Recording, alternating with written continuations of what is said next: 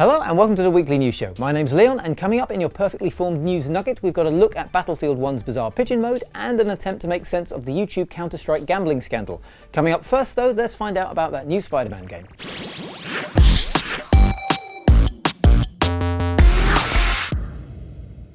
If you're excited to see that new Spider-Man game announced at E3, but a little disappointed that we didn't get to know more, then worry not, true believers, as it turns out there's a literal web of information if you know where to look. Developer Insomniac, that's right, the Ratchet & Clank people, have been answering loads of fans' questions on Twitter, and facts are popping out like little baby spiders from a nest of eggs.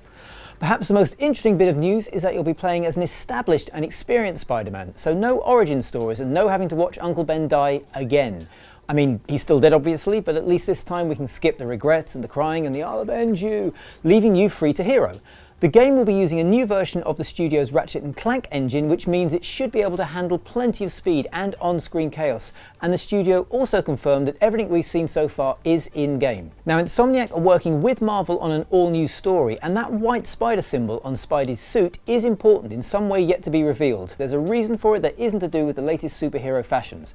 Now, in other news, Destiny is teasing expanded roles for the Cryptarch and Xur in much the same way that characters like Cayde 6 had been expanded on. Red Dead Redemption has finally hit Xbox One backwards compatibility, leading to a 6,000% increase in Amazon ranking, and Fallout 4's Codsworth has learnt another 300 names, so if you're a Joffrey or a Wigglesworth, your luck's in. Now, did you know it looks like Battlefield 1 will have a multiplayer pigeon mode? I know it sounds weird, but stay with me here.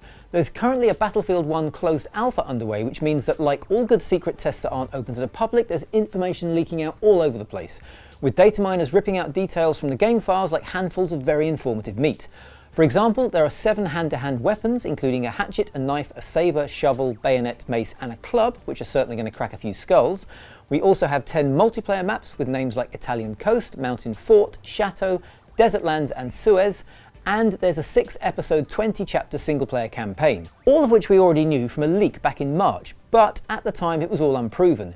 Now, however, we know it's all true, which just leaves one other thing from the March leak that no one believed at the time.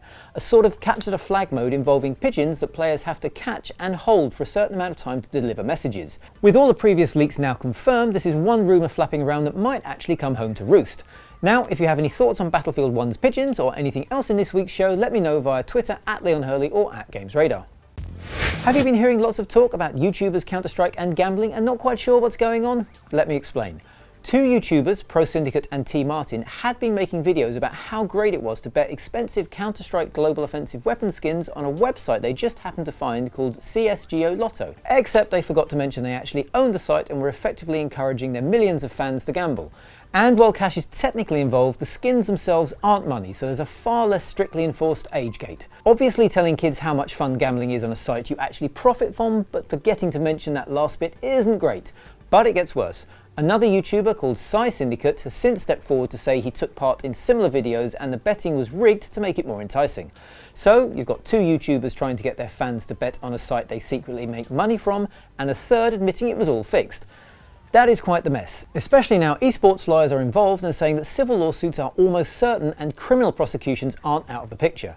T Martin has since issued a half-assed apology but deleted it as soon as people pointed out he didn't really say sorry for lying, so we're just going to have to wait and see how this all plays out. Now, that's all we've got time for this week. The news show will be taking a break for a few weeks while we retool and work on a new format, so stay tuned and me and Louise will be back soon.